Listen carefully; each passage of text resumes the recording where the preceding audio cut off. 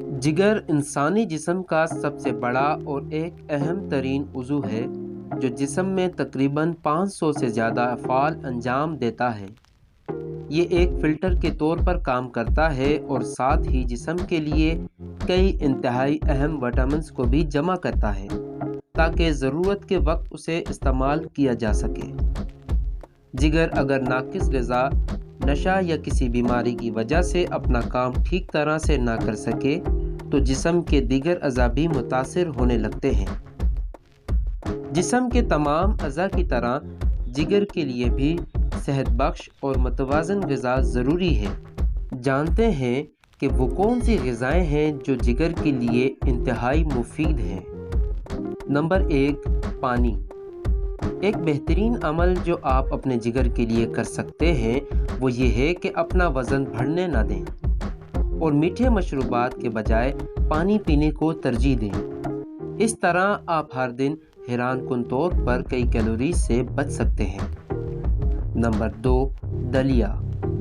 ऐसी ग़िज़ाएँ जो फ़ाइबर से भरपूर हों जिगर के लिए बेहतरीन तस्वुर की जाती हैं। इसलिए जिगर दोस्त ग़िज़ाओं में फ़ाइबर से भरपूर दलिया सहरे फ़हरिस्त है। ये दिन के आगाज़ के लिए एक अच्छा नाश्ता भी है। तहकीक साबित करती है कि दलिया वज़न और पेट की चर्बी कम करने में मदद फराहम करता है। नंबर 3, शाख गोभी।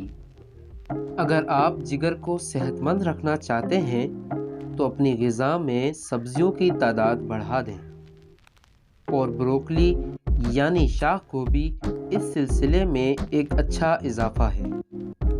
इस ज़मन में कुछ तहकीक ये बताती हैं कि इस तरह की ग़िज़ाएँ फैटी लिवर यानी जिगर पर चर्बी जमने जैसी बीमारी जो कि अल्कोहल की वजह से हो बचाती है। Number 4, coffee. अगर आपका दिन इसके बगैर नहीं गुज़रता तो आपके लिए खुश आइंद है क्योंकि ये भी जिगर के लिए फ़ायदेमंद है। दिन में कॉफ़ी के 1 से 2 कप मुख्तलिफ नशा और गैर सेहत बख्श ग़िज़ा से जिगर को होने वाले नुकसान से महफूज रखते हैं, साथ ही कैंसर के ख़दशे को भी कम करते हैं। नंबर 5, बादाम।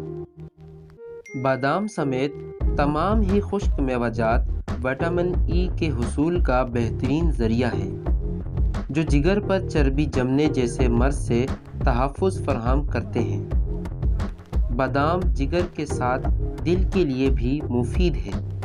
नंबर 6, हरे पत्तों वाली सब्जियां। इनमें ग्लूटाथायोन नामी नहायत ताकतवर एंटीऑक्सीडेंट पाया जाता है जो जिगर के अफ़आल को बेहतर अंजाम देने में मदद फराहम करता है।